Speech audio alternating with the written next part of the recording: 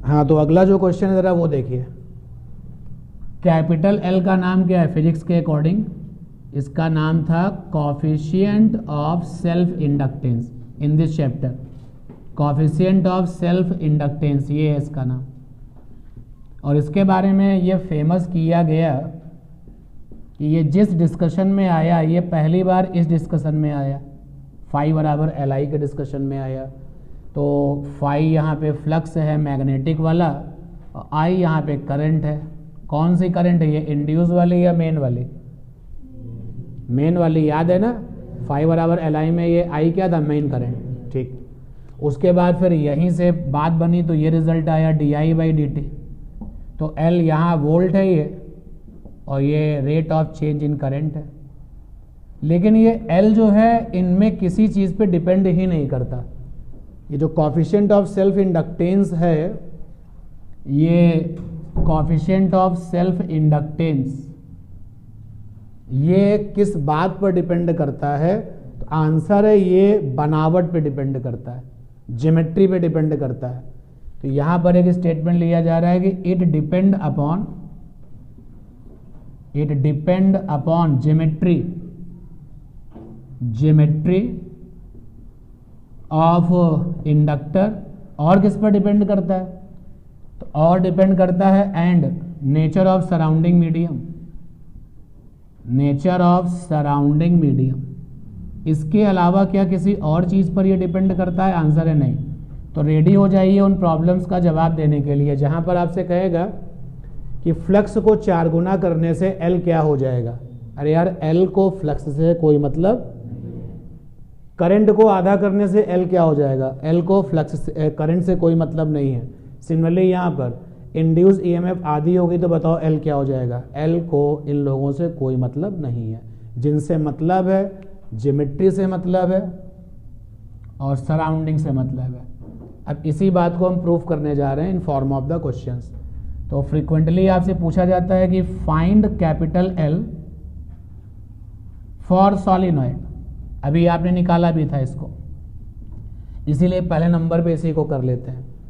फिर हमसे पूछा जाता है find capital L for coil. Coil के लिए कैपिटल एल पूछा जाता है। और एक क्वेश्चन आता है कि find capital M for mutual inductance. तो पहले एल की बात कर लेते हैं। तो एक सॉलिनॉइड बना लीजिए, ये सॉलिनॉइड हो गया। इसमें करंट हो रही है फ्लो आई। इसमें लिंक फ्लक्स कितना होगा? तो लिंक्ड फ्लक्स फाई बराबर सिखाया है बी ए कॉस थीटा, और साथ में नंबर ऑफ टर्न, फेरों की संख्या।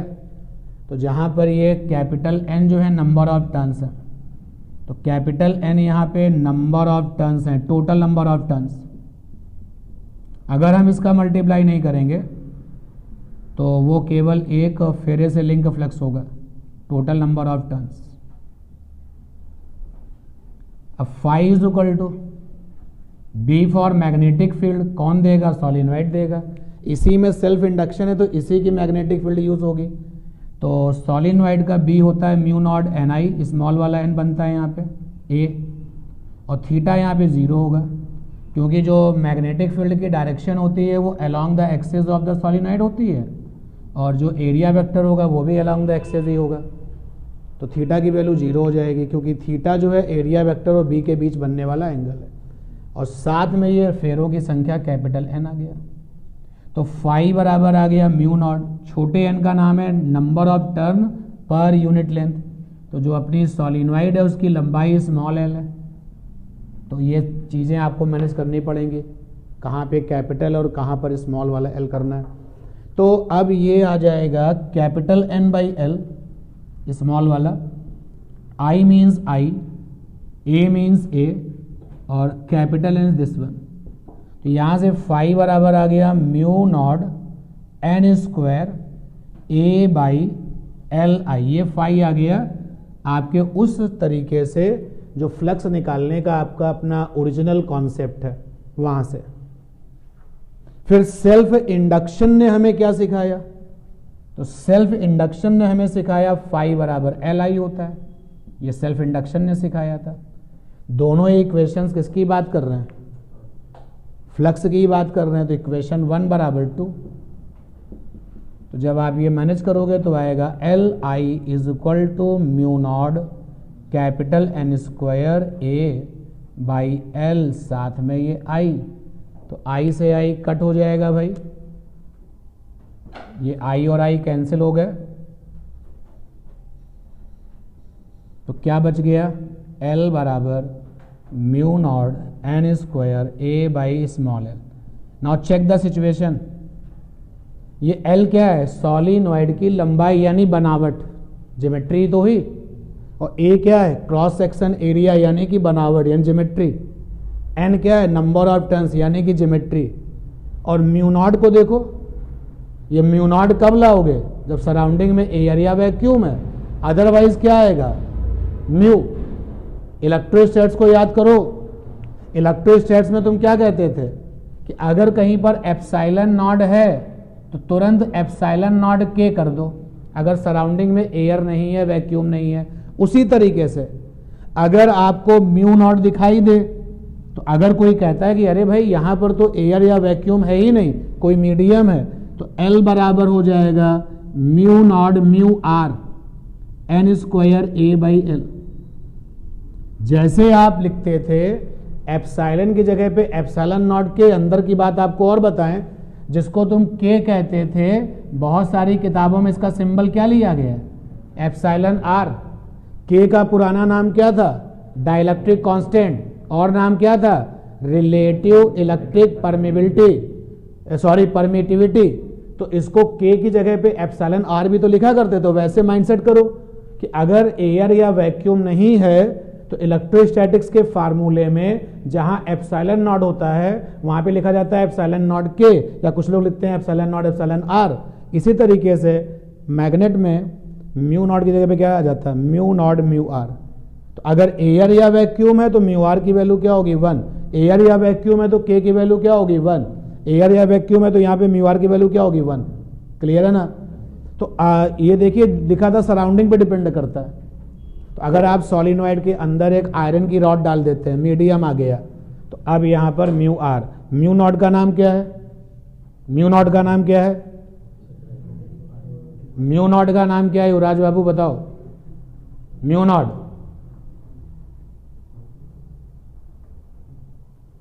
म्यू नॉट क्या है भाई? परमेबिलिटी ऑफ एयर और वैक्यूम कितनी होती है? 4 पाई इंटू 10⁻⁷। के का नाम क्या है? Relative electric permittivity. के का नाम एप्सिलॉन आर क्या है? Relative electric permittivity. और क्या नाम है? Dielectric constant. इसका भी नाम क्या है? Dielectric constant. इसका एक नाम और क्या है? Specific inductive capacity. इसका भी वही नाम है, स्पेसिफिक इंडक्टिव कैपेसिटी। तो म्यू आर का नाम है रिलेटिव मैग्नेटिक परमिबिलिटी। यहां पर के का नाम है रिलेटिव इलेक्ट्रिक परमिटिविटी, तो यहां पे म्यू आर का नाम क्या? Relative magnetic permeability. एयर या वैक्यूम के केस में इसकी वैल्यू कितनी होती है? 1। अगर आपकी ये सॉलिनॉइड किसी मीडियम में डूब चुकी है तो आपका फार्मूला ये नहीं, कौन काम करेगा? ये करेगा। ठीक है, छोटी सी बात का आंसर नहीं देते हो तुम यार। चलिए, find capital L for the coil. Coil के लिए कैपिटल एल चाहिए, तो पहले मैंने एन टर्न की एक कॉइल तैयार कर ली, एन टर्न की कॉइल बना ली गई। इसका रेडियस जो है वो कैपिटल आर है। इसमें जो टर्न है टोटल जो टर्न्स हैं वो कैपिटल एन है। इसमें जो करंट है वो आई है, और ये आपका जो है करंट फ्लो करेगा। मैग्नेटिक फील्ड किधर होगा? अंदर की ओर। डायरेक्शन दिखा दी मैंने। कॉइल का बी क्या होता है? Mu not by 4 pi I by radius, साथ में 2 पाई, और आखिरी में नंबर ऑफ टर्न्स, फेरों की संख्या, ये बी होता है। चलो, कॉइल से लिंक होने वाला फ्लक्स निकालो। फाई बराबर बी ए कॉस थीटा। एन से तो मल्टीप्लाई करना पड़ेगा ना। अगर ये नहीं रखोगे तो ये कितने टर्न का फ्लक्स होगा, एक, n से मल्टीप्लाई कर दिया। थीटा यहाँ पे 0 होगा फिर से, क्योंकि मैग्नेटिक फील्ड अंदर की तरफ है और जिधर मैग्नेटिक फील्ड डायरेक्टेड होता है उसी के सामने आप खड़े होते हो, और एरिया वेक्टर में ऐसा आपकी ओर होता है, तो यहाँ पे थीटा 0 हो जाएगा। बी की वैल्यू हो जाएगी mu naught by 4 pi I by radius, साथ में 2 पाई एन। ए माने एरिया, एरिया को चाहो तो पाई आर स्क्वायर लिख सकते हो, लेकिन अभी एरिया को ए ही लिखते हैं। थीटा हो गया 0, ये आ गया एन, तो यहां से फाई निकल के आ गया, कितना आया भाई, phi is equal to mu not by 4 pi. अभी म्यू नॉट बाई 4 पाई को चेंज नहीं करते हैं, 2 पाई अलग रखते हैं, 2 पाई आई अलग रखते हैं, तो 2 पाई आई अलग हो गया, और क्या रह गया, N square A by R. ये तो आ गया उस तरीके से फ्लक्स की वैल्यू जो हमने सीखी थी, ओरिजिनल कंसेप्ट था। फिर सेल्फ इंडक्शन में क्या था, फाई बराबर एल आई, फाई बराबर एल आई, ये इक्वेशन 2 हो गया। दोनों फाई बराबर करेंगे, ये एल किसका मिलेगा, कॉइल का। तो 1 बाई 1 नोट करें, सीक्वेंस आपको पता ही है, सीक्वेंस पता ही है आपको, उसी सीक्वेंस में चलिएगा।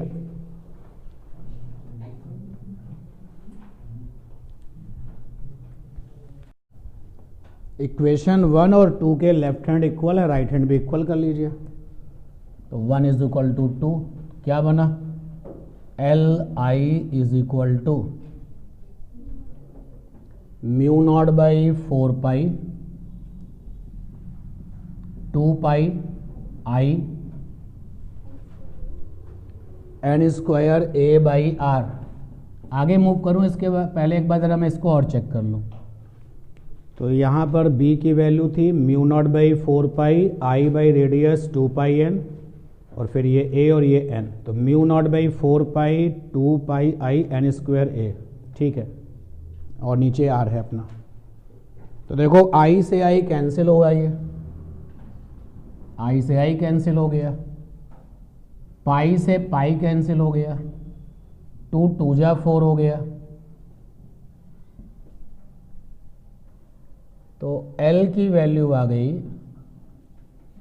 Mu not N square A upon 2 capital R। और अगर हम A की जगह पे पाई आर स्क्वायर लिख दें, जो कि कॉइल का एरिया बनेगा, तो R भी क्या कर सकते हो, हटा सकते हो, ठीक है। चलिए, तो वो अगर ज़रूरत पड़ती है तो आप कर लेना। ये आया, अब ये रिजल्ट आया। अब इसी को ज़रा बदल डालो, ये सोचते हुए कि सराउंडिंग मीडियम या मीडियम जो है एयर या वैक्यूम नहीं है, N square A by 2 R. जैसे वहाँ पे के का काम था, वैसे यहाँ पे म्यू आर है। म्यू आर का नाम है relative magnetic permeability, relative magnetic permeability. ये इलेक्ट्रोस्टैटिक्स में किसका साथी है, डाइलेक्ट्रिक कांस्टेंट का। तो relative magnetic permeability for air या फिर वैक्यूम, इसकी वैल्यू 1 होती है। तो व्हेन क्वेश्चन सेज कि मीडियम इज नॉट एयर और vacuum, then the formula will be this one. अब हम म्यूचुअल इंडक्टेंस निकालते हैं, कॉइल का भी निकालते हैं और सोलिनॉइड का भी निकालते हैं। लूप के लिए जाना है तो जब तुम इस रिजल्ट पे रहोगे तो n की जगह पे 1 हो जाएगा, लूप बन जाएगा। कॉइल की बात करिए, लूप अपने आप कन्वर्ट हो जाएगा। अगर एग्जाम में वो कहे ना कि लूप के लिए निकालो, तो तुम अपना काम यही करना, लास्ट में लिख देना फॉर द लूप n बराबर क्या होगा 1। क्यों अलग से करोगे, सेंटर के लिए है ना, सेंटर ऑफ द कॉइल के लिए है ना। हाँ एक्सिस के लिए नहीं, एल तो उसकी ज्योमेट्री से लेना देना है, वो तो तुम फील्ड निकालते थे मैग्नेटिक फील्ड एक्सिस पे, तो सर यहाँ एक्सिस पे मैग्नेटिक ले सकते हैं, तो बना सकते हो, बिल्कुल बना सकते हो।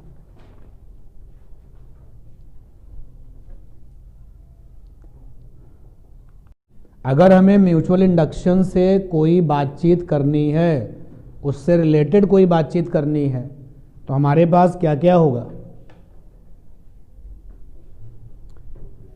सबसे बेसिक बताइए बात, जो सबसे बेसिक है, सर्किट 1 होगा और सर्किट 2 होगा। तो हमारे पास में सर्किट 1 होगा, सर्किट 1, और हमारे पास में सर्किट 2 होगा। अब देखिए डिसाइड कर लिया कि हम कैपिटल M पता करेंगे फॉर कॉइल। कॉइल के लिए कैपिटल M का पता लगाएंगे, डेरिवेशन करेंगे।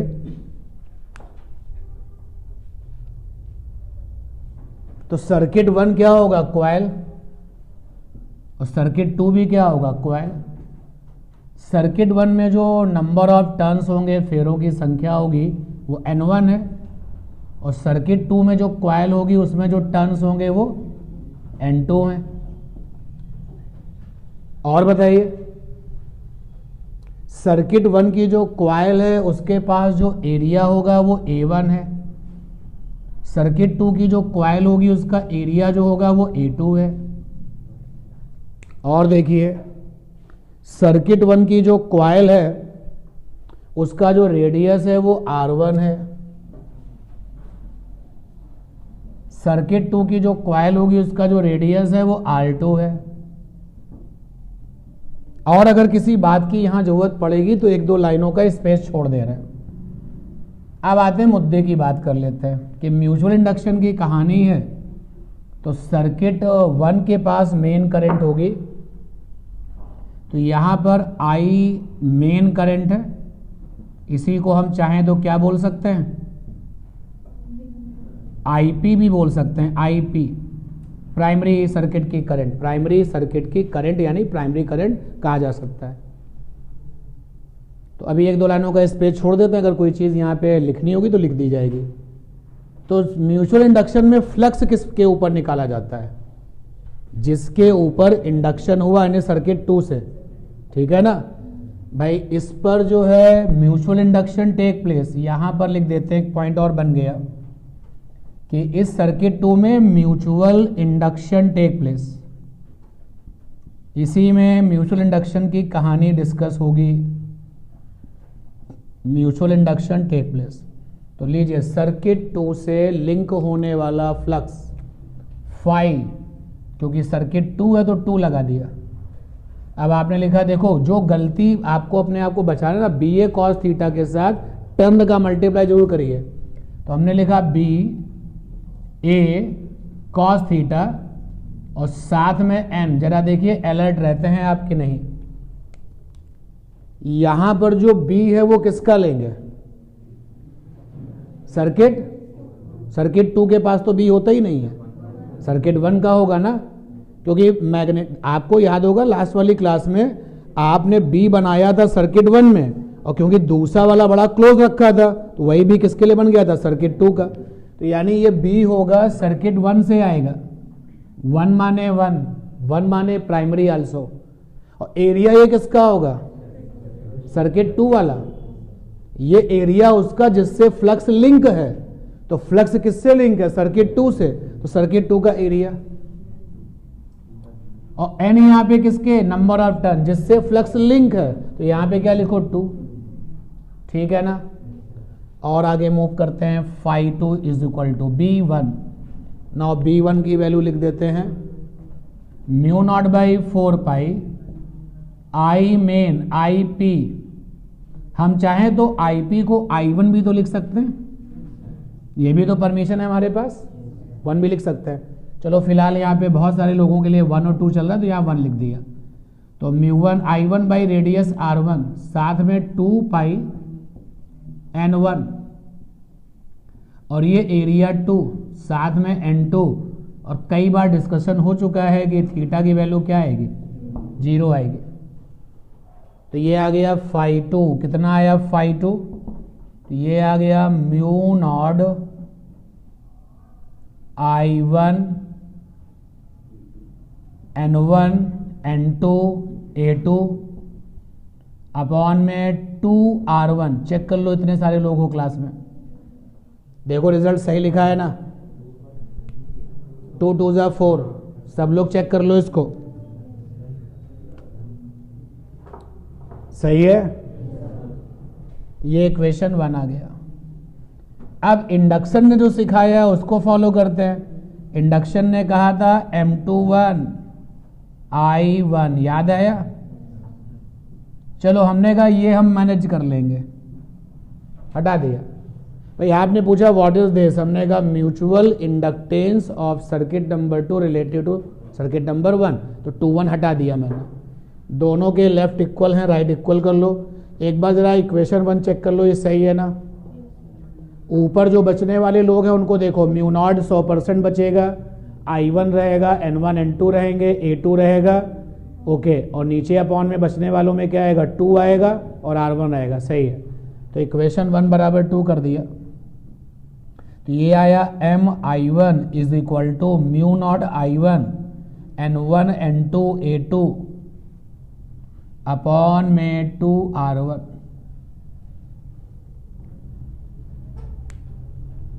I1 से I1 चला गया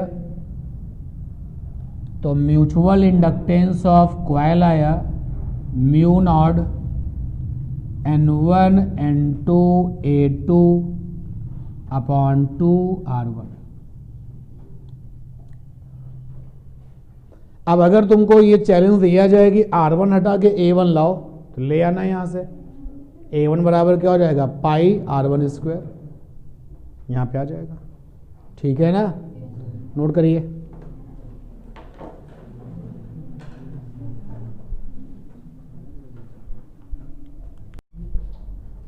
चलिए मूव करते हैं, अब कैपिटल M निकालते हैं सॉलिनॉइड का। कैपिटल M कैलकुलेट करते हैं सॉलिनॉइड का।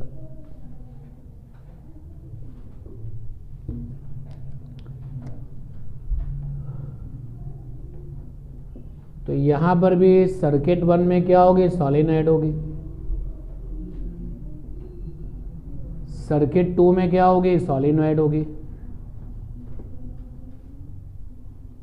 इसमें कितने टर्न होंगे? N1। इसका एरिया A1। रेडियस की सॉलिनॉइड में जनरली डिस्कशन में ज़रूरत नहीं पड़ती है तो हटा देते हैं।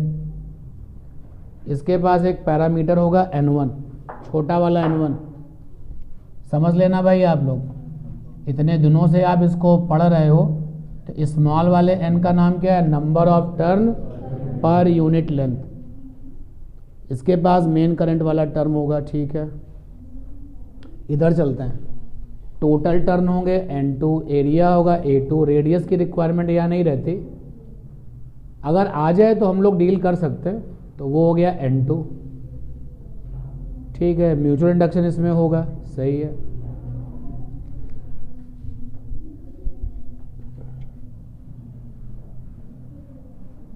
देखिए इतना काम तो हमारा अपने आप पहले से ही लिखा हुआ है, और आप भी क्योंकि देख रहे हैं तो आपको भी पता है कि अगर एक को तैयार करोगे तो दूसरा कैसे तैयार करना है। तो अब लिंकेज फ्लक्स किस पर होगा? दूसरे नंबर सर्किट पर। B1 कहाँ से आएगा? सर्किट नंबर 1 से आएगा। सर्किट नंबर 1 का नाम क्या है? सॉलिनॉइड।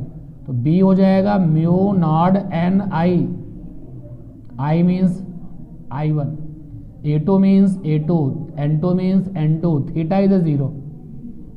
कई बार डिस्कशन हो चुका है इस थीटा को लेके।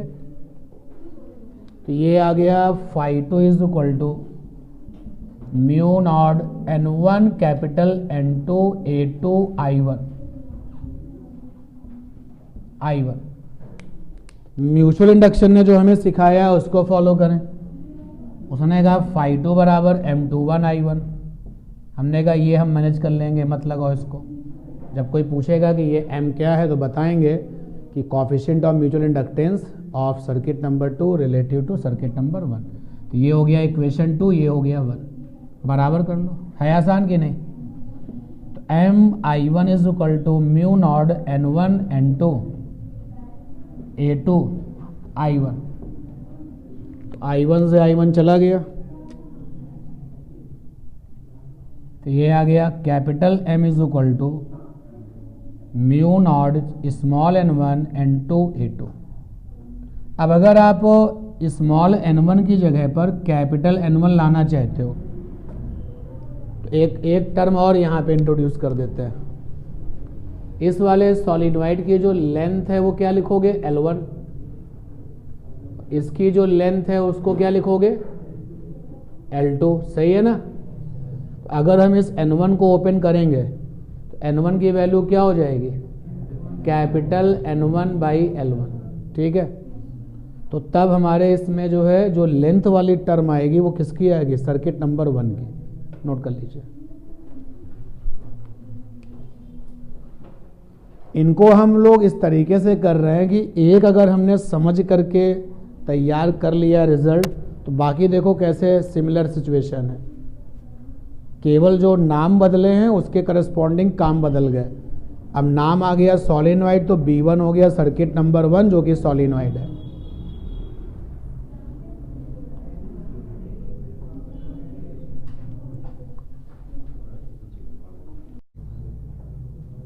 एक आपका क्वाइल शेप बिग स्क्वायर है कैपिटल L साइड का, एक आपका क्वाइल शेप है स्मॉल l जिसका स्क्वायर है स्मॉल l साइड का। अब देखो यहाँ हमारे पढ़े हुए कोई भी रटे रटाए फंडे काम नहीं आ रहे भाई। हमने कैपिटल किसका निकाला सॉलिनॉइड का, किसका निकाला क्वाइल का, लेकिन क्वाइल कैसे ली थी हमने सर्कुलर, यहाँ कैसे आ गई फेल हो गया।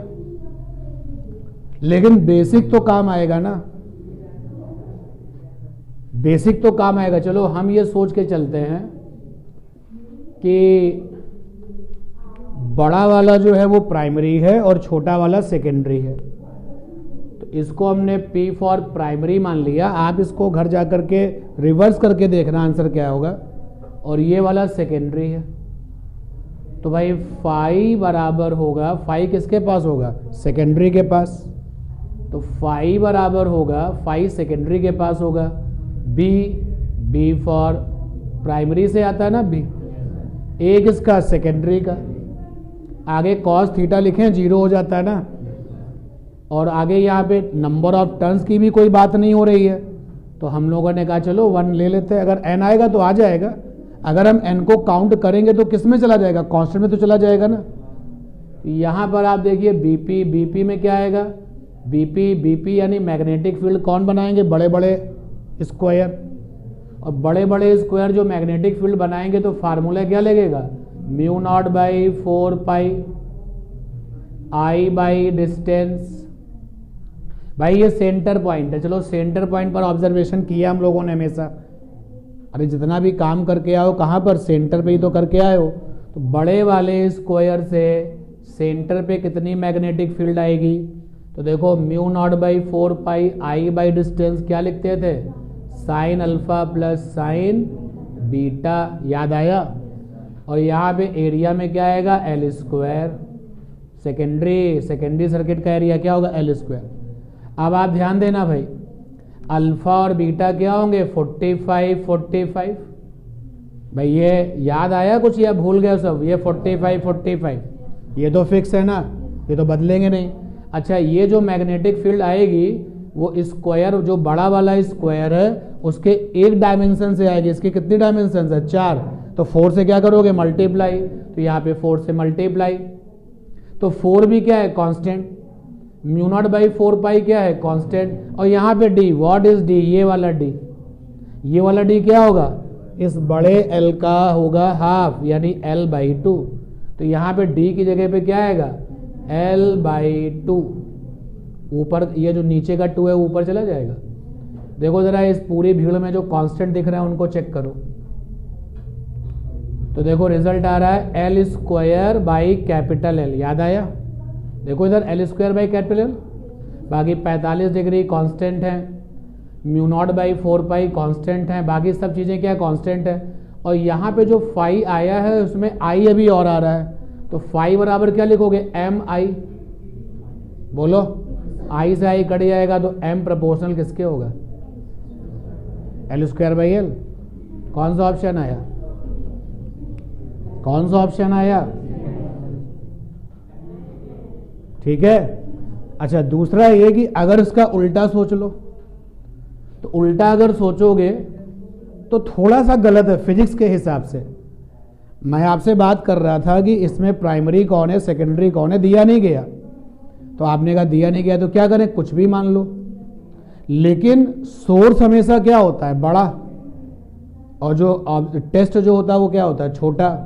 तो म्यूचुअल इंडक्शन की कहानी में जो सर्किट नंबर 2 है वो क्या है, टेस्ट है, और सर्किट नंबर 1 क्या है, सोर्स है। तो रूलिंग के अकॉर्डिंग हमको बड़े वाले को मानना चाहिए सोर्स और छोटे वाले को क्या मानना चाहिए, टेस्ट। आपने इस क्वेश्चन को किया तो एक नई चीज और पता चल गई। If you have a 2 circuits and nothing से, तो जो स्ट्रांग है, जो कंपेरेटिवली ज्यादा पावरफुल है, वो क्या माना जाएगा, सोर्स। यानी कि साइज में जो बड़ा है वो होगा सोर्स, और जो छोटा है वो क्या बनेगा, टेस्ट। ये क्वेश्चन क्लियर हुआ कि नहीं हुआ।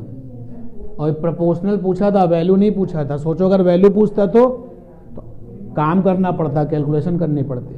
ठीक है, चलिए मिलते हैं अगली क्लास में।